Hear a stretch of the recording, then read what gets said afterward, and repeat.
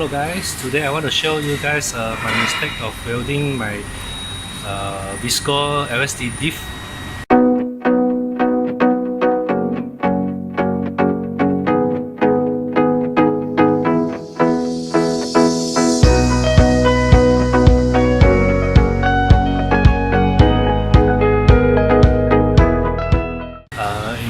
Into fully locked welded diff. So I've opened up the whole thing. I've opened even the spur gears inside. And I've opened up the whole gears inside, and then I welded it openly. But that's the wrong way. The correct way should be you install all the drive shaft heads, alright, and then while this one is intact, you weld it through these holes. There are 4 holes. You just need to weld them. Okay, if you can see, just weld inside. This should be strong enough. For added insurance, you just add another metal plate in between the gears, and you welded the metal plate together with the gears, and that should hold it, right? So that's my mistake, and then I've lost one LSD, and then luckily my friend helped me to weld another one, and then I'm going to install it and let you guys see the result. Hello guys, I want to share with you guys today is about LSD. Alright, so I bought a lot of rear axles, and I'm going to show you guys a few differences between different Nissan axles, alright, and similarities between them also. Alright, so the first thing is the drive shaft head, okay, we call it. Okay, so the first thing is the housing of the axle. The housing of the axle normally are the same.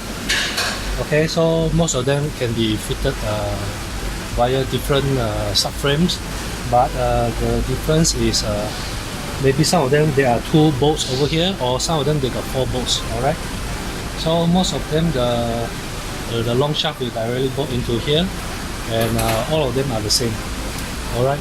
Okay, so all of them I refer to is Sylvia, S13, S14, S15, 180SX, Safiro, and even Skyline. Alright, the long shaft are the same.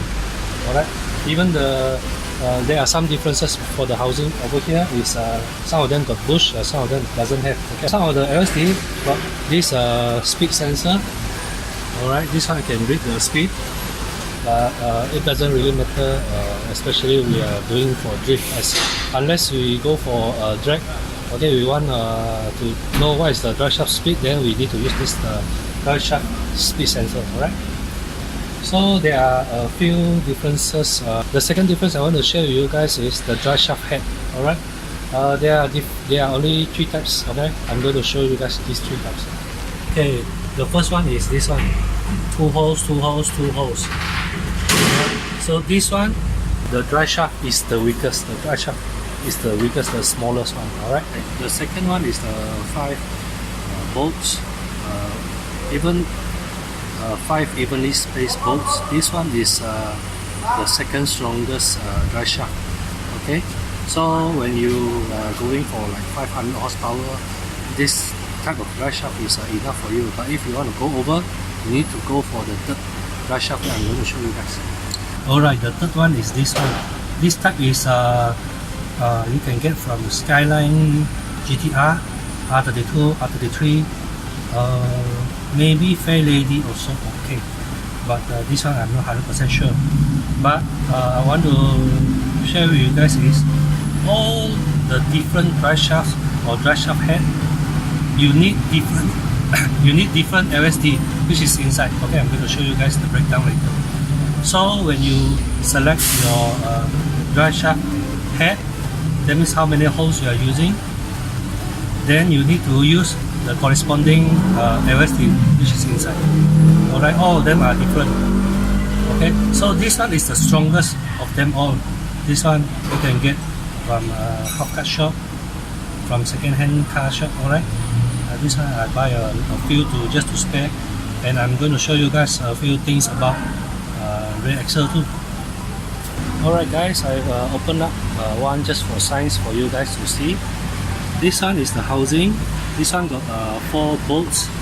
Right, this one got 4 bolts. Okay, so this one is a ship for the housing for Sylvia for S chassis. Alright, if you guys don't want to go for this okay, so if you guys change to a subframe which requires 2 bolts, then you just change this housing, then you can fit into the subframe that you are using. Alright, so all the fitment are the same. Okay, so the next thing I want to share with you guys is this. Alright. Okay, we can see from one side, this one is written 48 to 11. Can you see here? 48 to 11. Alright, so what does it mean is there is a 48 teeth here, and there is a 11 teeth in the, they call it in the ice cream cone here. Alright, so what's the ratio you can get is 4.3. So I'm going to show you guys the difference between the final gear. Alright. Okay, so setting up the gap for this ice cream cone is very important because it cannot be too loose. It cannot be too tight also. If too tight, then it will generate a lot of heat. If it is too loose, then the gear will be killing, will be wearing out your final gear. Alright, so it must be exactly it is best to ask for a professional to do the setting of this changing of ice, we call it an ice cream gear. Okay, actually it is a worm gear. Alright, so if you guys don't want to set it, actually you can just buy a new axle, a new LSD, and don't remove it, and just use back the same worm gear set and don't change it. Alright, okay, I'm going to show you guys the next one. This the whole assembly here. Okay, this one I've already taken out the LSD. This one is to weld here. Alright, and then the gear is tightened up like this. Alright, so I've already taken out the inside. The inside originally it was visco LSD, but I already taken it out and I just want to use the LSD to modify it as a low cost drift car. So I just fully welded all the gears, top to the bottom.